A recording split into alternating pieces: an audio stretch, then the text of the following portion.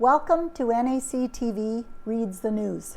My name is Linda Dick, and I'm one of the many volunteers that help create programming for our station. NACTV can be seen on MTS Channel 30 or 1030, Westman Cable Channel 117, Bell Satellite Channel 592, or online at nactv.tv. These programs are made possible by our volunteers, staff, advertisers, as well as donations made by you, the viewers.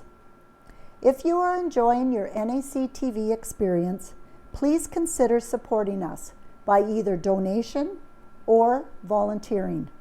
You can contact our office at 204-476-2639 or at nactv@wcgwave.ca.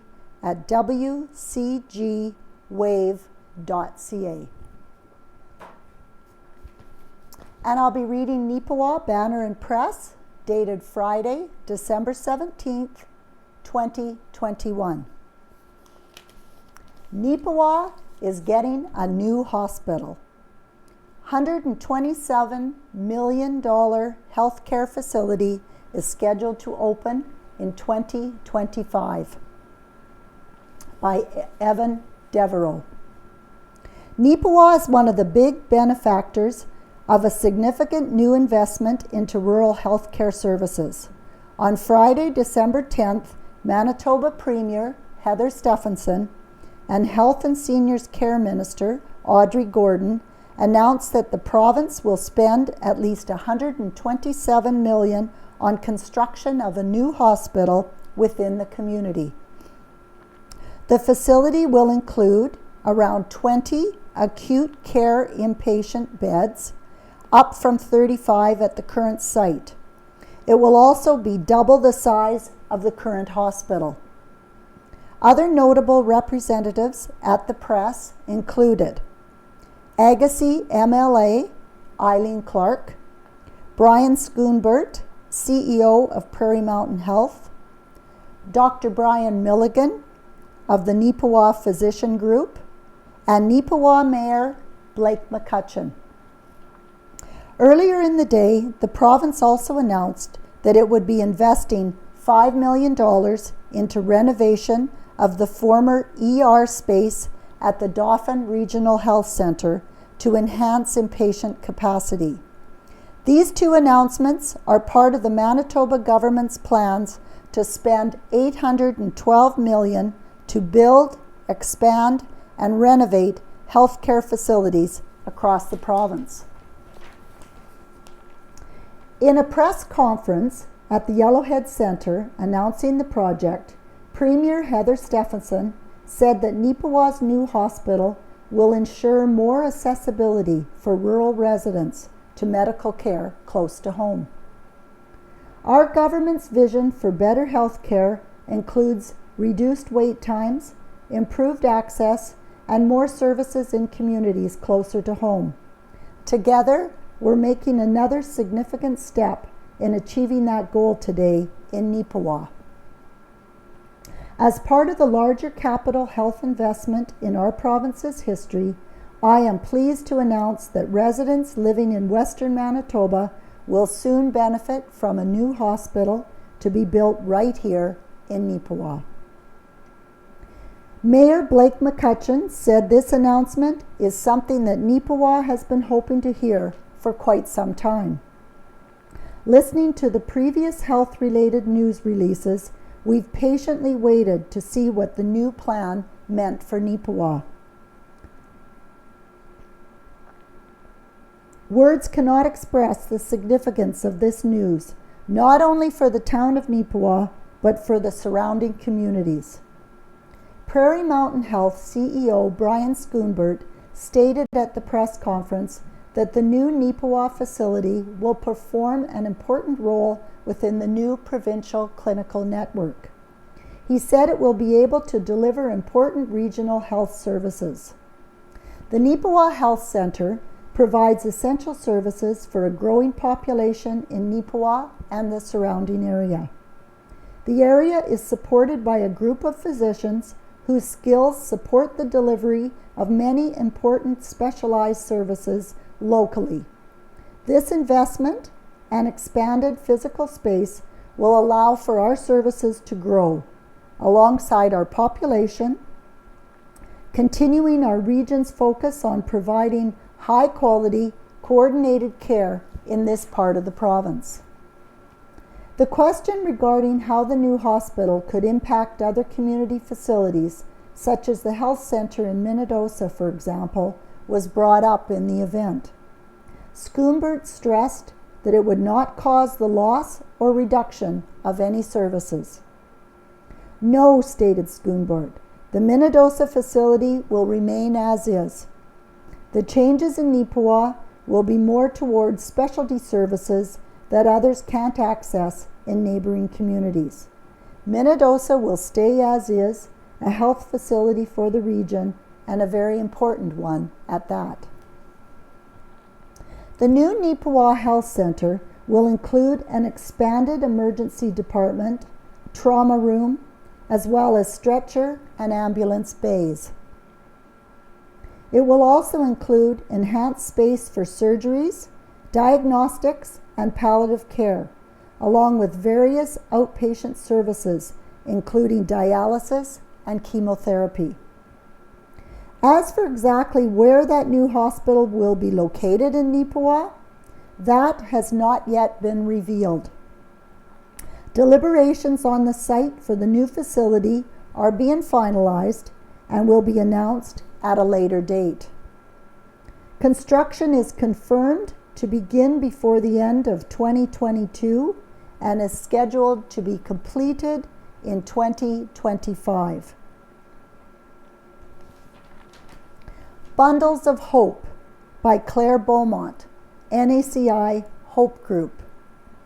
Since the middle of November, the NACI Hope Group has been collecting toiletries and other small goods to create Bundles of Hope packages to donate to people in need. With all the donations, we were able to make a total of 90 bags to be delivered to the Nippawa Salvation Army, Ask Auntie in Brandon, Brandon's Women's Shelter, Portage Women's Shelter, and the Brandon Bear Clan. We would like to give a special thank you to the following businesses in Nippawa: Boston Pizza, It's Time, Jennifer Davy Aesthetics, Mountain Dental, Nippawa Dental, and the Town of Nippawa. We would also like to thank all community members in the Town of Nippawa and surrounding area for their generous donations to our project. The Hope Group is also supporting the Nippawa Salvation Army Christmas Cheer this holiday season. And by Kira Patterson, Success Beyond series aims to reduce stigma around mental health topics. The Light the Flame for Mental Health initiative has a series of seminars coming up at Arts Forward this weekend. The initiative, supported by Frozen Fire Studios, Badlands Promotions Incorporated, and Arts Forward, is presenting the Success Beyond series. Frozen Fire Studios owner and operator Jeff Descender explained that this three-part series will focus on addiction, trauma, and mental health.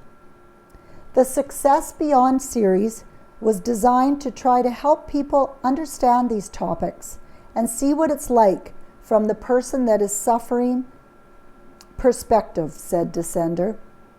The sessions will have guest speakers who will have lived through each of the topics in discussion and can share their knowledge from their experience. The first of the series is called Success Beyond Addiction and will take place on Friday, December 17th from 4 to 8 p.m. Descender noted that this session focuses on the many variables pertaining to addiction, including what can cause someone to use substances and how to attain sobriety. The other two seminars will be on December 18th. The first that day which is the second of the series, is Success Beyond Trauma. This session will talk about various forms of trauma, how to address it in different situations, and help people change the way people view trauma and those suffering from it. That session takes place from 10 a.m. to 2 p.m. Then, from 3 p.m. to 7 p.m., the third session, Success Beyond the Mask, will discuss mental health, treatments, and how people can get help when struggling with their mental health. Tickets for each session are available at Arts Forward. We also have sponsored ticketing available as well for businesses that want to buy tickets in the event that the less fortunate would like to attend but cannot afford the ticket, Descender added. The Light the Flame for Mental Health Initiative is a volunteer-run project. Every person involved has been through mental health, trauma, and/or addictions in their own lives. They currently have several regular features on social media, as well as a new TV series made in collaboration with WCG TV. We believe in ending the stigma and showing love and support for everyone with no judgment or negativity. And the magical mailbox. The Nippawa Men's Shed Group made a mailbox for the Nippawa Post Office for kids to mail their letters to Santa Claus.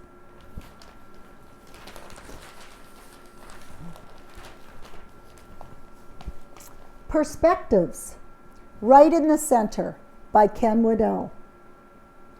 This Christmas greetings edition of the paper is printed in a tradition that has been going on for over 100 years for this paper. Businesses, organizations, and individuals take a moment to offer thanks to customers and friends and extend best wishes for the Christmas season and the New Year.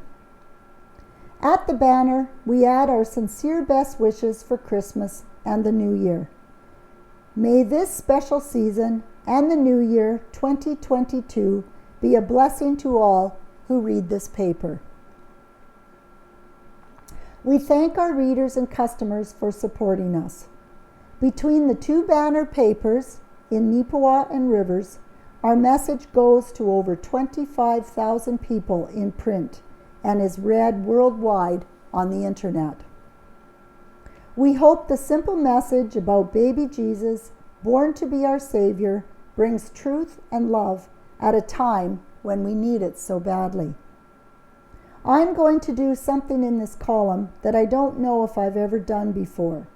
If I have, it's been rare in the 32 years of writing this column. Let me explain.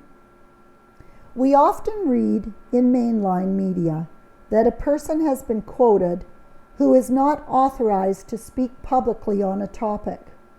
Or we often read, this person only could speak on the condition of anonymity for fear of losing their job.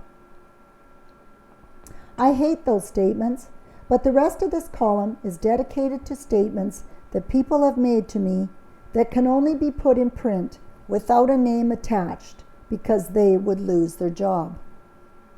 I think that is terrible that our society is so enslaved to bureaucracy and silencing that we have to be afraid for our jobs when we speak out an opinion or facts as we know them. I will let the readers judge the following parts of this column, but it will show we need a major shakeup in Manitoba and across Canada. If the suppression of information and facts continues, we are in for a rebellion, and I don't want to see that. I would much rather see the truth spoken without fear or retribution and let the people decide how to assess what is going on once they've been armed with truth. Doctors and healthcare workers are not allowed, yes, you read that correctly, not allowed to speak out on COVID-19 for fear of losing their jobs or their medical license. Doctors will say publicly that there is no treatment for COVID-19. You can only treat the symptoms. That is only partly true. Reliable Manitoba doctors have told me about a few different treatments. One method brought to my attention is to use a nebulizer with pharmaceutical-grade hydrogen peroxide, which can be used for essentially any respiratory ailment, including those caused by viruses. If you want more information on this, you can email me at kwaddell@neepawabanner.com. A well-known doctor told me that being infected with COVID-19 gives better and longer acting protection than the vaccines. Manitoba Health hasn't recognized that yet, it seems. I've been told that the new drug to treat COVID-19 from Pfizer has good results, but ironically, it operates in much the same way as ivermectin, which has been denounced and mocked. There are many drugs that are cheap and efficient, but are not being used, and that is bothering and puzzling many doctors, but they can't speak out or they will lose their license. The surgical and procedures backlog now stand over 150,000. That's 11% of the population of Manitoba is waiting for a procedure, a surgery, or test. That means heart and cancer patients are at immense risk of a shortened life, as heart disease and cancer waits for no one. One doctor said the death rate will be much higher in the next few years as cancer surgery delays mean the surgery is much more difficult and less effective as the cancer spreads. Cancers have been spreading for a year or more now as the health system is being crippled, not so much by COVID-19 as by the rules. Manitoba risks losing surgeons and specialists as they can go to the United States where the rules are not as strict. Or stupid. My words, not the doctors. If surgeons or specialists leave Manitoba now, they won't be back. It has been suggested to me that I should run the following ad. Wanted, 50 doctors to band together to approach our provincial government to demand that Manitoba Public Health and the College of Physicians and Surgeons of Manitoba provide leadership as to the basic narratives of medical ethics as they pertain to the age-old concepts of full disclosure and informed consent. Many successful, globally accessible treatment options are being denied citizens and patients of the province. Failure to disclose must result in government dissolution of the College of Physicians and Surgeons of Manitoba and calling upon all those leading the Manitoba Public Health to appear before MPs in session to justify their COVID strategy's position. It is unconscionable and unethical that physicians are not permitted to treat COVID patients in the early stages of infection, a basic tenet of medicine, without fear of loss of license. That proposed ad is pretty severe, but everyone is working their hardest in the battle against COVID-19. But it doesn't matter how hard we fight if we aren't allowed to use the available tools, intelligence, and ammunition that is available. Over this Christmas season, I, Ken Waddell, challenge Manitoba Public Health and the College of Physicians and Surgeons of Manitoba to lift the veil of fear and secrecy so we can all participate in assessing real solutions. May God bless and keep us in the power of truth and love.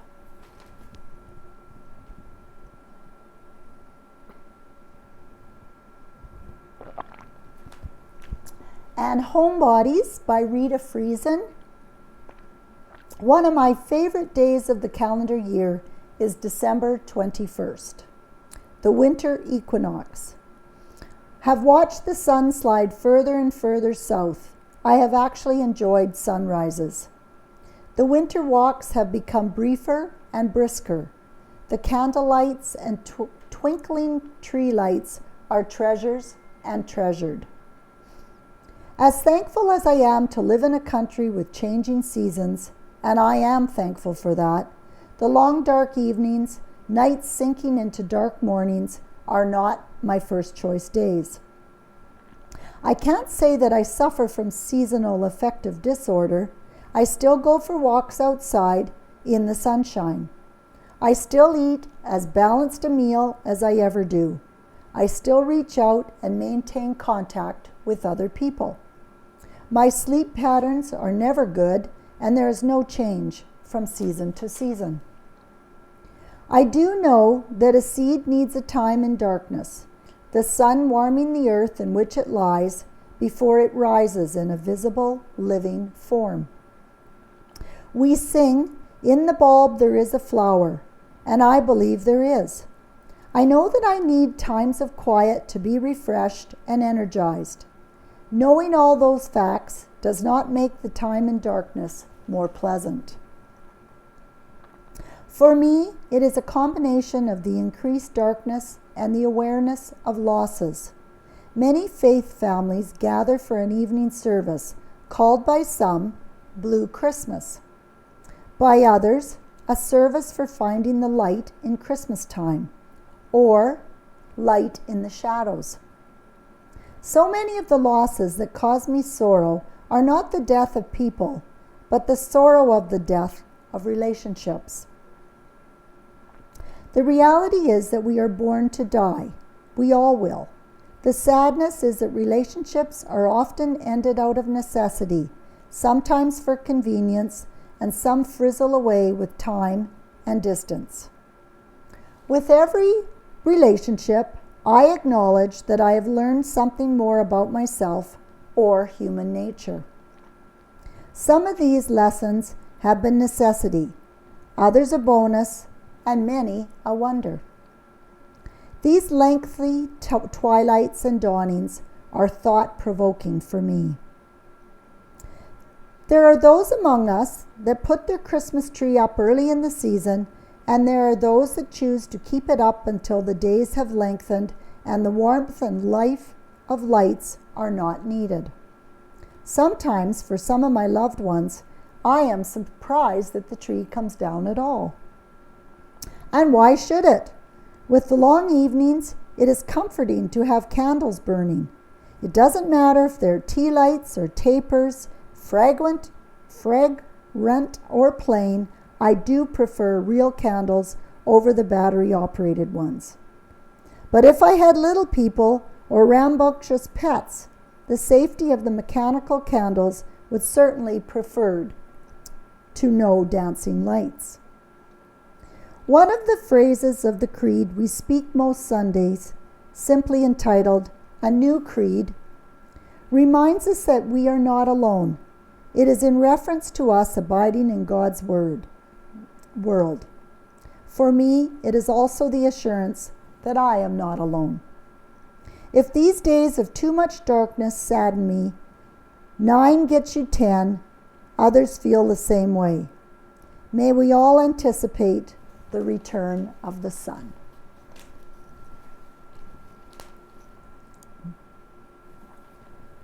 Thumbs up and thumbs down. A special thumbs up to Nippawa Home Hardware for the friendly, helpful staff they have working for them. Also, a special thanks for their free in-town delivery service they provide. Submitted by Terry and Donna Smith. Thumbs up to Amanda Lodge for all the good work you're doing with the Kettle campaign. Submitted by Linda Jerome, Kettle volunteer. Thumbs up to the ladies who were looking after the Salvation Army Kettle on Thursday, December 9th. Also a kind gentleman who also helped, because it was with their help I was able to be helped up when I fell when walking to the post office to get my mail. A Merry Christmas to all of you. Thank you for helping me. Jean Bogard.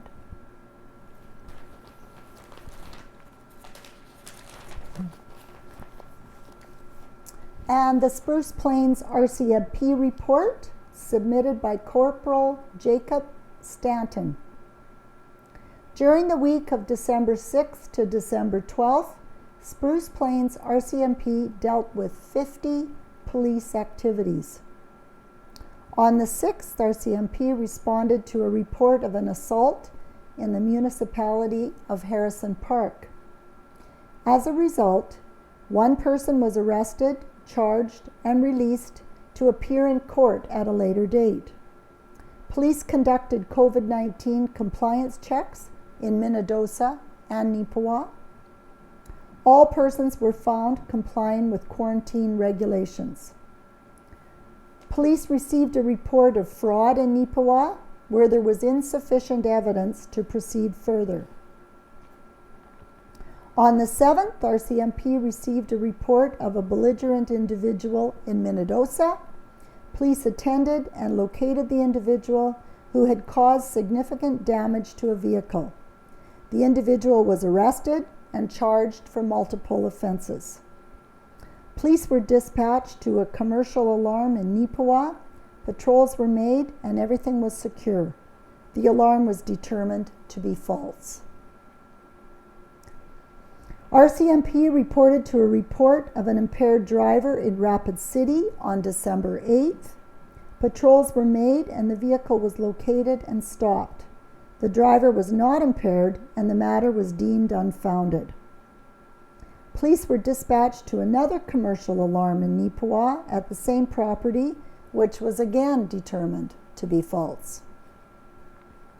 On December 9th, RCMP received a report of fraud in Nippawa where a victim was scammed out of a substantial amount of money through a fraudulent online business.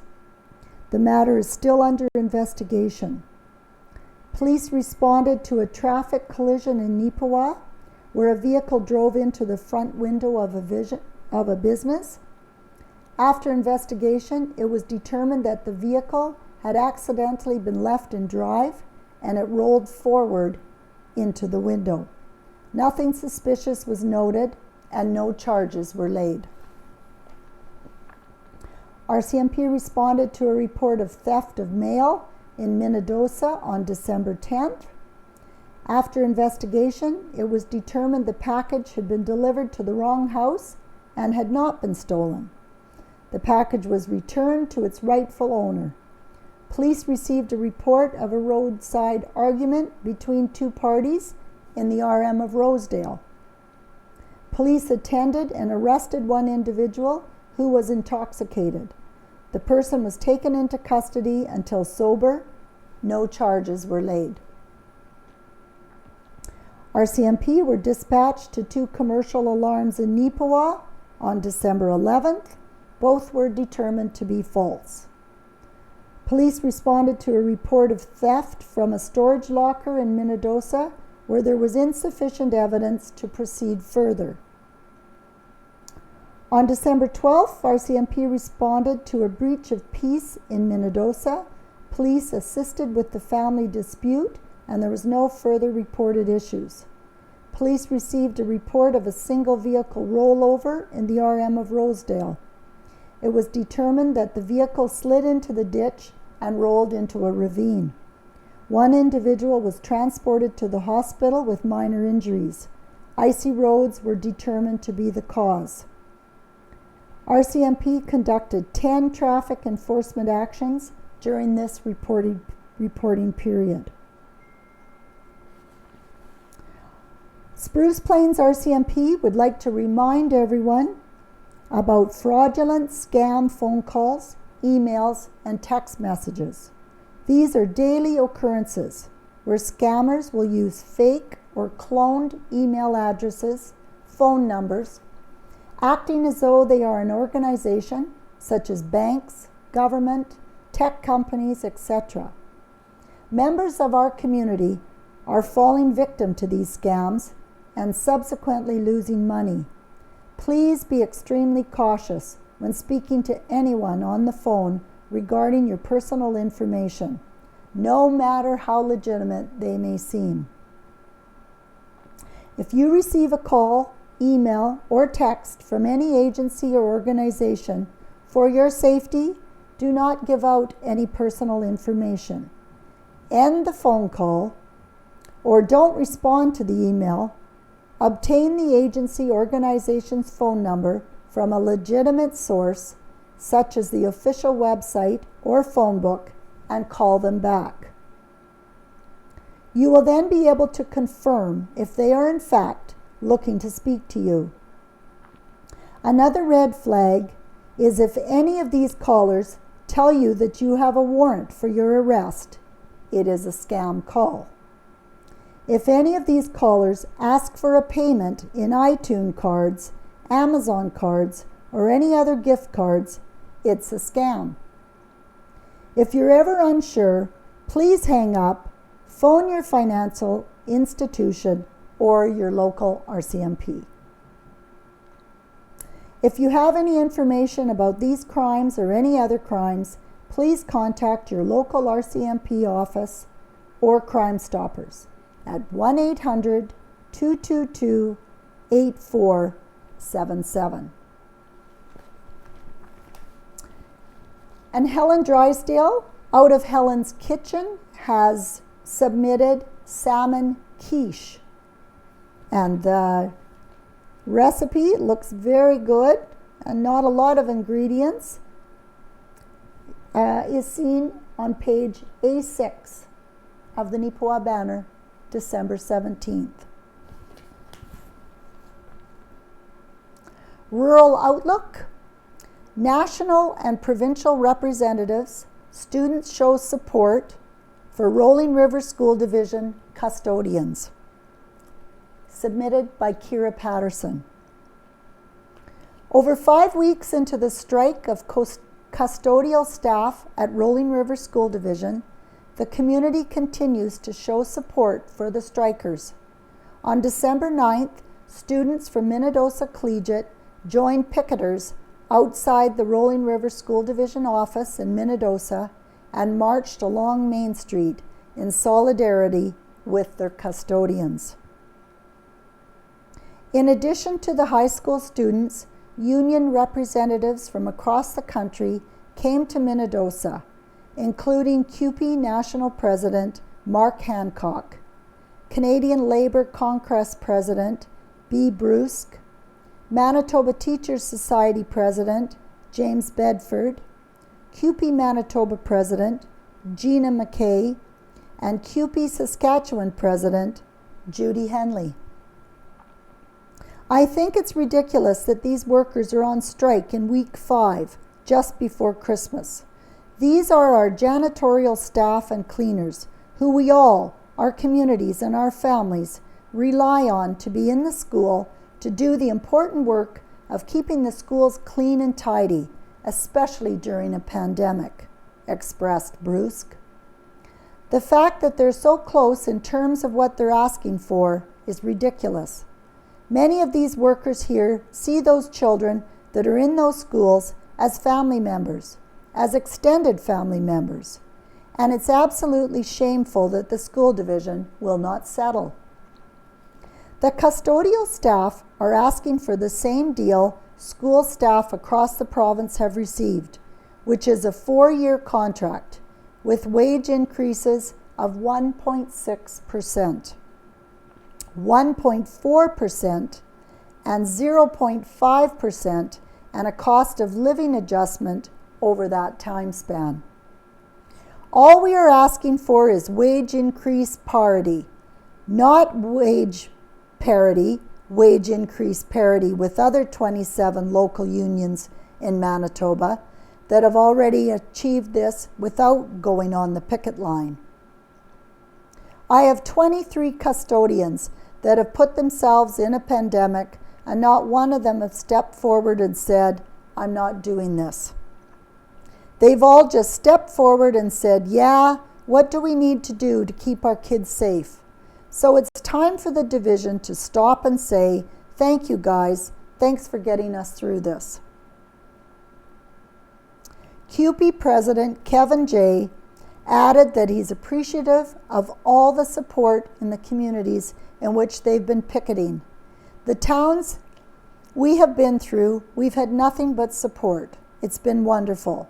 We've had no negative feedback at all, except for we need to get this deal done. McKay agreed that it's been great to see all the support for the custodians. I think that community support is the way to go.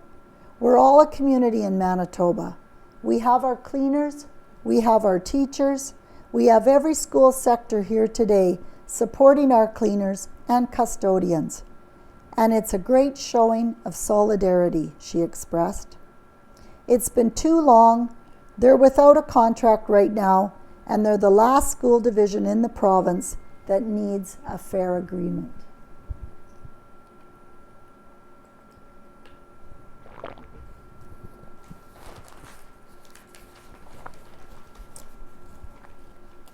Looking back, in 1981, Century Farm Award goes to the Bryden family.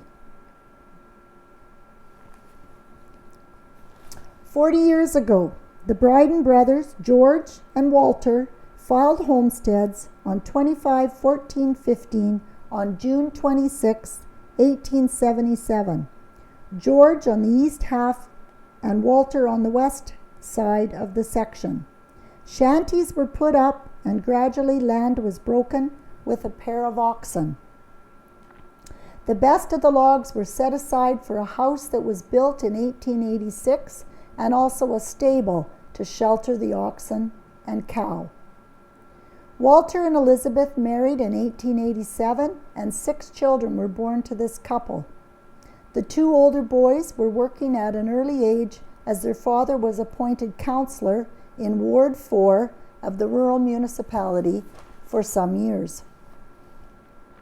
An 8-room cement block house was built in 1912 at the cost of $1,609 on December 1st. The spruce trees in the yard were planted in the later 1890s, and Mr. Bryden had the first apple tree in the area. After we, Bert, Nora, and son Don, took over in 1944, we eventually had plum and apple trees, small fruits, and lots of flowers. In 1956, we received the provincial prize for our yard. In 1949, hydro came to our area, replacing coal oil lamps and lanterns, and giving us the many conveniences electricity offered. This is just a short story of this farm, covering 104 years in this fair land of ours.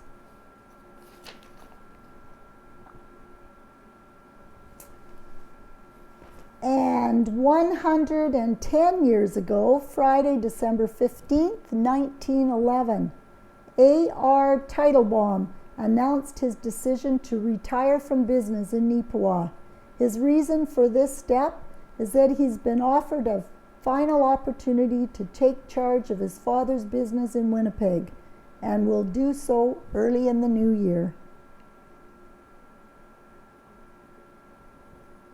50 years ago, December 16th, 1971, congratulations to Bill Dyer in Bethany on his retirement from the Manitoba Post Office after 25 years of service.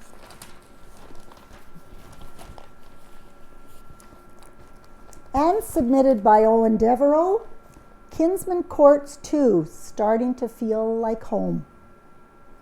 A new seniors housing complex in the heart of Nippawa has begun welcoming residents to their new home. The 5-story development on Davidson Street, known as Kinsman Courts 2, completed building construction earlier in the fall. Nippawa Kinsman Senior Citizens Housing Incorporation broke ground on the building in June 2020.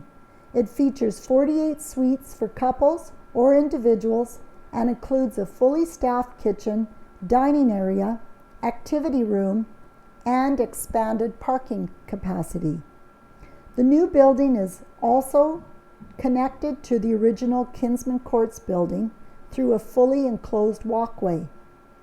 The facility currently has 13 occupied suites and 15 total residents. By the end of the month, it will be 16 and 19 respectively. It is estimated that Kinsman Courts 2 will achieve well over 50% capacity by the spring, as many seniors have expressed interest in moving in at that time. Grant Lucan, president of Nippawa Kinsman Senior Citizens Housing Incorporation, provided a tour of the building on Thursday, December 9th. Lucan told the Banner and Press the consortium involved with the development are very happy with how it has come together. He added that the initial response from the residents is also encouraging. There's a camaraderie that's being built here. I think they're really enjoying each other and making friends instead of being alone in their own home or in an apartment. We're trying to build an atmosphere here that's very friendly and very positive to be able to enjoy your senior years, stated Lucan. Executive Director Dana Menzies said that the support Kinsman Courts 2 has received is greatly appreciated. Recent examples of that support include the Stride Credit Union, who aided in the furnishings for the activity room, and the Beautiful Plains Community Foundation, who assisted with the purchase of plates and dishes. There's also been many other donors from the community who have assisted over the course of the past 18 months. Menzies is appreciative of these supports, but did note that the work continues to make sure they have everything they need to make Kinsman Courts 2 feel like home. We're still hoping to get more donations just so we can finish up the decor and making it more of a home for our residents. It's still an ongoing initiative, said Menzies. Jim Pollock is a resident who has been living in Kinsman Courts 2 since early November. He noted that while he was a little unsure of how the move would go for him at the start, it has been much better than he expected. I've lived on the farm in the same house for 45 years, and I wasn't sure what to expect from the change, but it's been good. The meals are good, the staff's been good, everything has been good so far, stated Pollock. I know just about everybody in here, and I can talk to everybody. It has everything I need. You can't ask for anything more. Tom Borsa is also a resident who spoke with the Banner and Press. He stated that Lucan, Menzies, and the staff of Kinsman Courts 2 deserve acknowledgement for what they've been able to do so far. He indicated they have done a lot to make the facility feel like a community. And submitted by Casper Wareham, Valley Life launches Outdoors for Everyone lottery. Minnedosa's Valley Life Recreation has launched a brand new fundraising effort. The Outdoors for Everyone lottery kicked off on Wednesday, December 15th, and will benefit the Squirrels Hill Trail Park. The lottery has a total of $20,000 to be won in vouchers for use at A&L Cycle and Stream and Wood in Brandon. Voucher usage has been split evenly between the two businesses who were approached by the Valley Life Recreation to be partners for the event. To date, the Valley Life Recreation has raised a total of $247,000 for the Squirrel Hills Trail Park, and just over $29,000 of that total was brought together through the Ride Like Old campaign, which was held earlier this year. The total also includes dollars from some yet to be announced funding partners and puts them ever closer to reaching their $300,000 fundraising goal for 2021.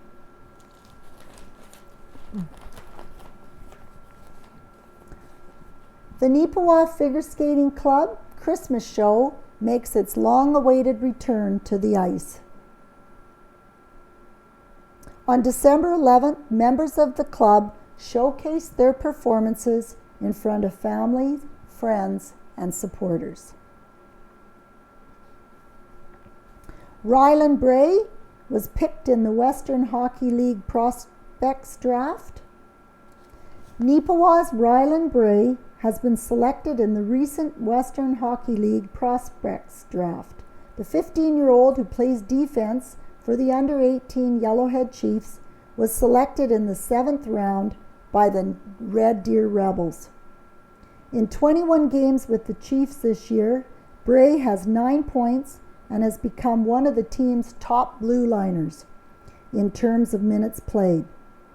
Bray told the Banner and Press that he had a feeling that Red Deer would be the one that would be calling his name on draft day.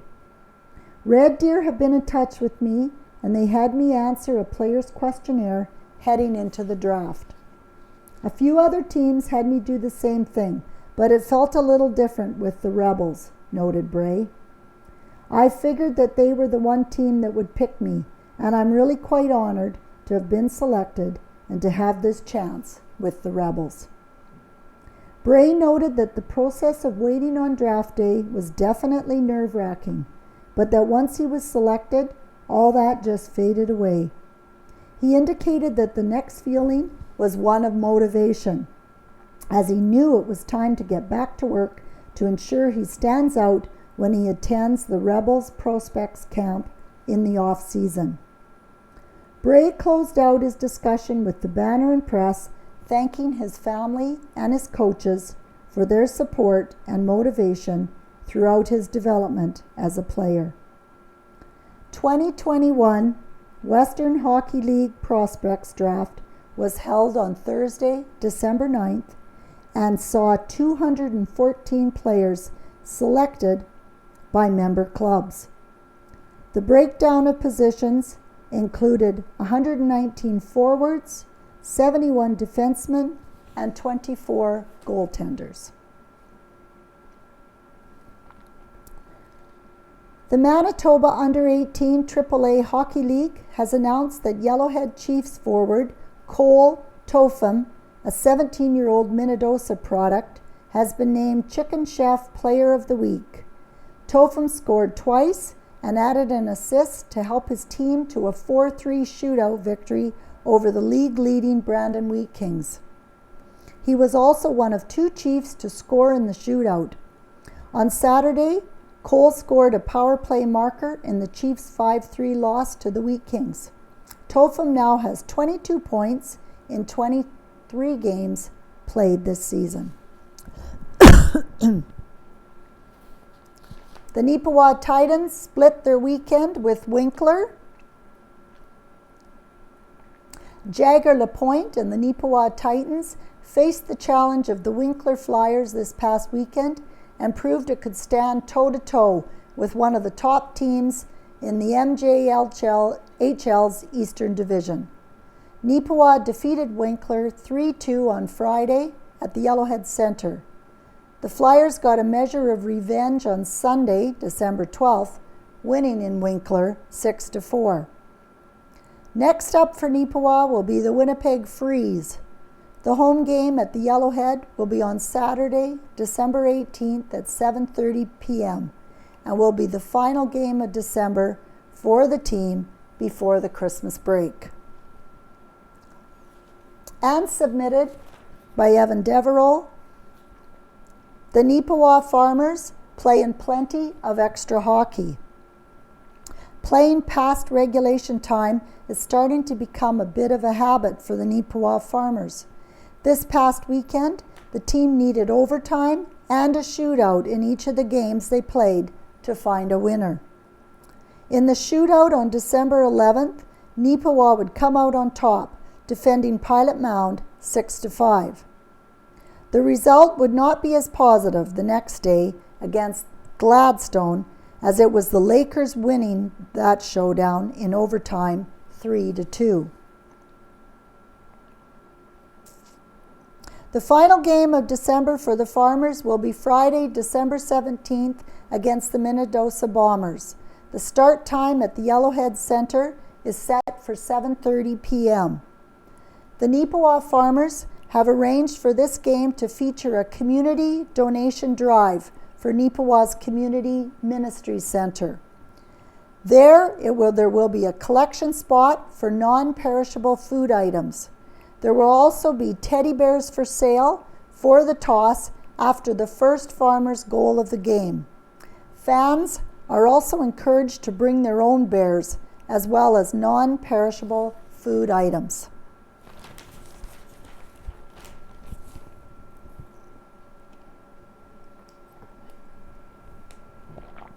And from the Carberry North Cypress Langford,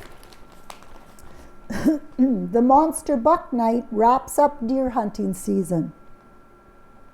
Carberry's 25th annual Monster Buck Night was held Friday, December 3rd, with 149 adults and a number of youths 12 and under in attendance.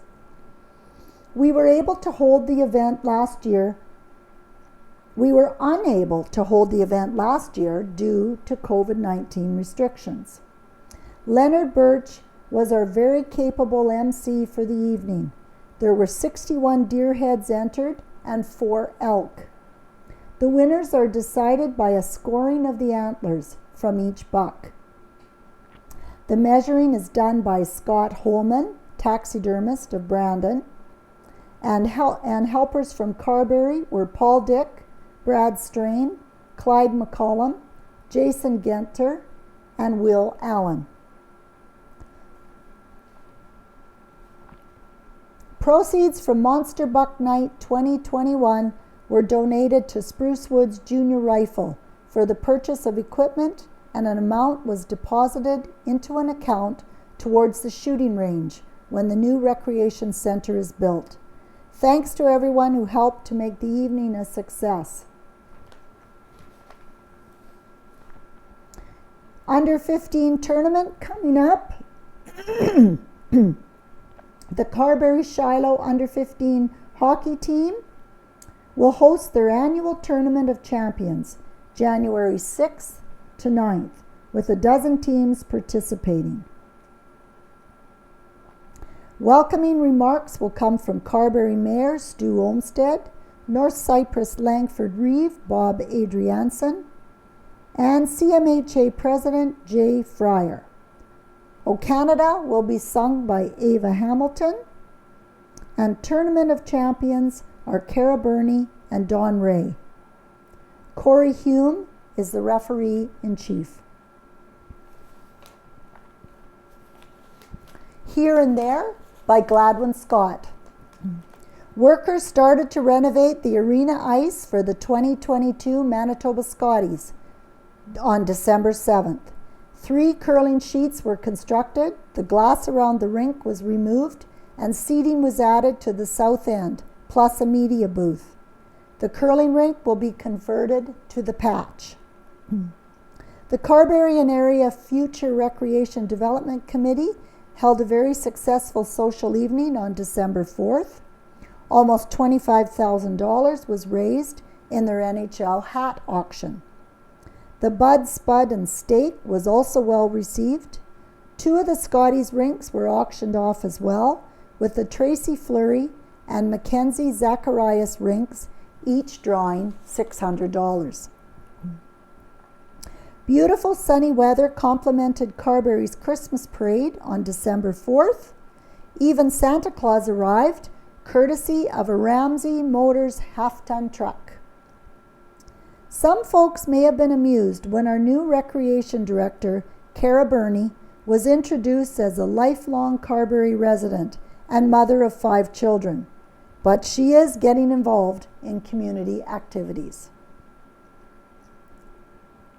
Hockey Day in Carberry on December 4th was a very successful event.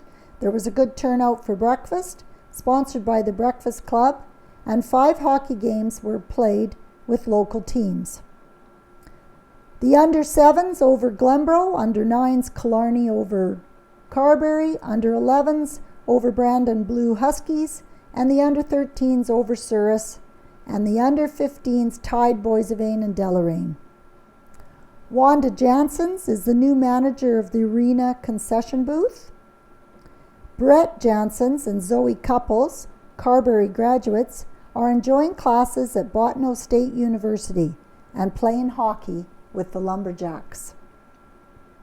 Glenna Scott, who's 85, longtime Minnedosa resident and former Rolling River School Division superintendent, will undergo right hip surgery for the third time at Concordia Hospital on December 21st. We wish you well, Glennis.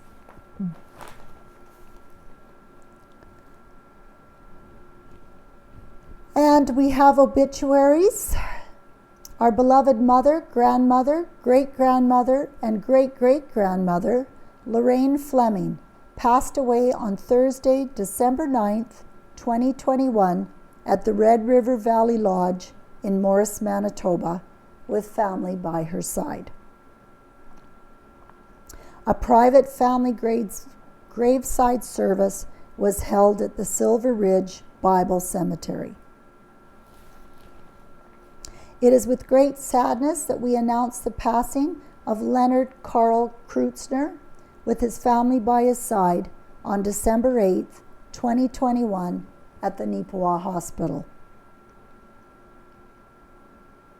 A come-and-go viewing was held on Monday, December 13th, at the Zion Lutheran Church in Plumas, followed by a private family service with interment at the Plumas Cemetery. And peacefully on Saturday, November 20th, 2021, at the McGregor Health Center, surrounded by family, Lawrence Ritchie Bickford entered into rest at the age of 92 years. The funeral service for Lawrence was held on Wednesday, November 24th, in the West End Community Church, McGregor, with interment in Austin Cemetery. Those wishing to make donations in Lawrence's memory may do so to Sprucedale Industries Incorporated, Box 255, Austin, Manitoba.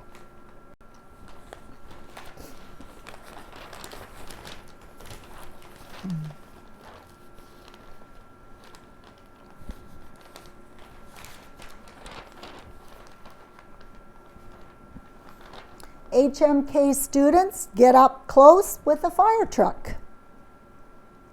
Hazel M. Kellington School student Julia Pollock was the winner of the Manitoba Fire Commissioner's Office contest this year.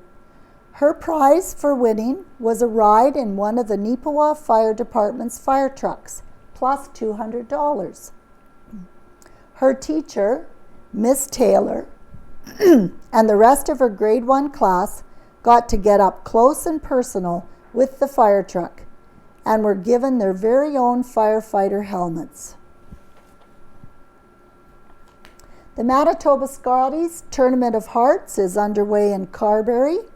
After months of preparation, the Scotties Tournament of Hearts is underway as we speak. The provincial edition of this premier curling event is being played at the Carberry Plains Community Centre from December 14th to the 19th. The winner will earn the right to represent Manitoba at the 2022 Scotties Tournament of Hearts in January in Thunder Bay. This year's tournament is being live streamed on the Curl Manitoba's YouTube channel, while the semi-final and final will be broadcast nationally on Sportsnet.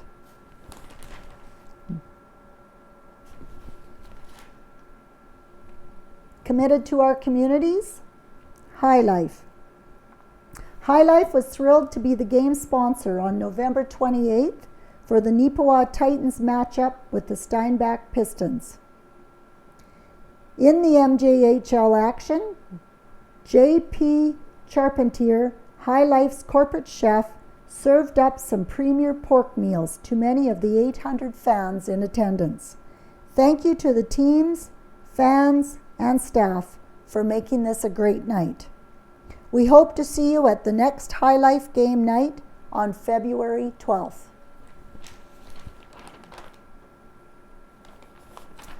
And by Casper Wareham, the Nippawa District Chamber of Commerce has been a part of the community for quite some time.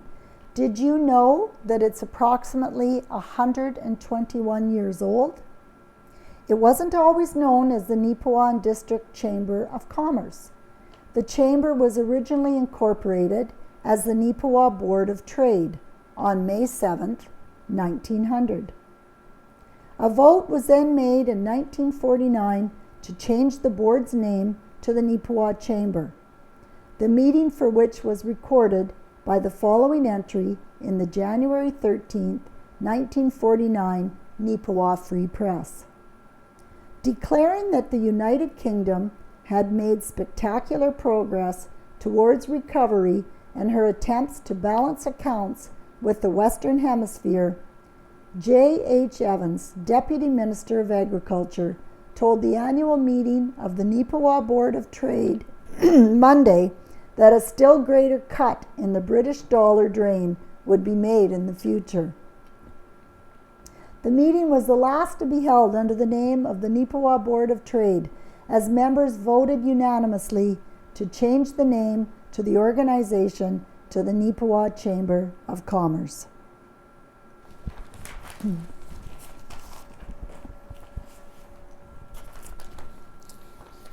And reading the Christmas edition to our readers from the staff at the Nippawa Banner and Press. Messages of holiday greetings come from Dan Mazer, MP, Dauphin, Swan River, Nippawa. Message from the Honorable Janice C. Filman, Lieutenant Governor of Manitoba. Message from Eileen Clark, MLA, Agassiz. And a message from Blake McCutcheon, Mayor, Town of Nippawa. We have several out of Helen's Kitchen recipes, and I'm going to list them. You may want to have a look at the B edition of the Nippawa Banner and Press on December 17th for Helen's recipes. Date coffee loaf. She has an interesting recipe of hot chocolate. Julikaka, Norwegian cake. Vina Tarta, which is an Icelandic Christmas cake. And orange chocolate biscotti, which originally comes from Italy.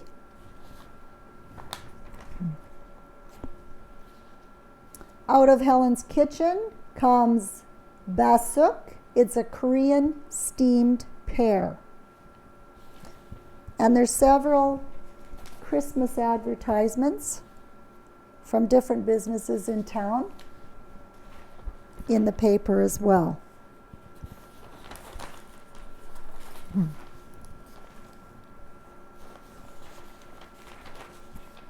And I'll close by reading the message from Blake McCutcheon, Mayor, Town of Nippawa.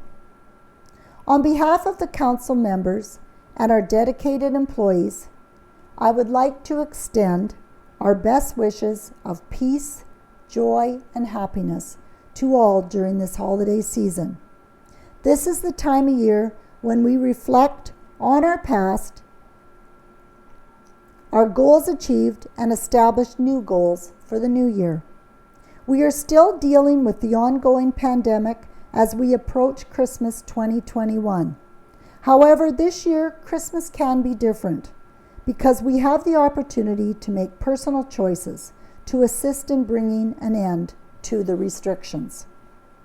Those of us who have made a personal choice to follow the public health orders have the opportunity to go back to having Christmas gatherings and social outings with family, friends, neighbors, and colleagues.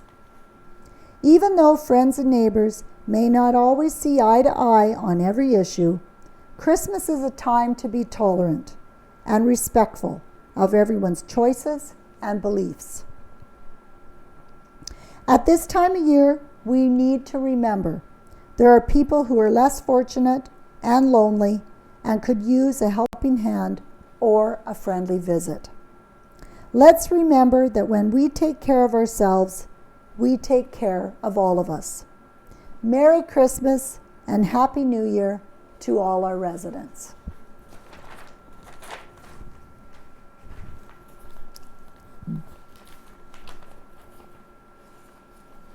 And there are more recipes from Helen in C edition of the December 17th paper. Helen has submitted a Scottish Christmas tradition of cranberry oat scones. Pavlova.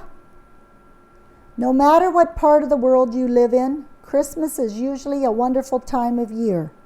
Down under, Christmas Day falls in the middle of the summer school holiday, and pavlova is an Australian treat. Lebkuchen. Many German Christmas traditions have been introduced to other countries around the world and adapted to their existing customs. If you love decorating the Christmas tree, you can thank Germany for the Christmas tree. When the evergreen tree was first brought into the home, it was unadorned. Later, the tree was decorated with apples, nuts, and paper roses. It is a widely held belief that Martin Luther in the 16th century added lighted candles to a tree. Walking home one winter evening, he was astounded by the brilliance of stars twinkling among the evergreens. To recapture the moment for his family, he put a tree in his house and wired its branches with lighted candles.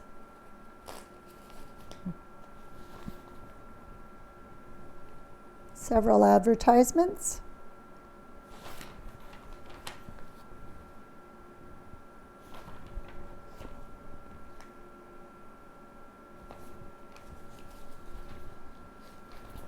Merry Christmas from all of us at the Nippawa Banner and Press. From Sandra Unger, Bernie Miker, Casper Wareham, KDF, Gloria Kerluk, Shannon Robertson, Owen Devereaux, John Drinkwater, Kira Patterson, Matthew Gagnon, Diane Warner, and Christine and Ken Waddell. And that's it for the Nippawa Banner and Press. Read the news for Friday, December 17th. Merry Christmas to all.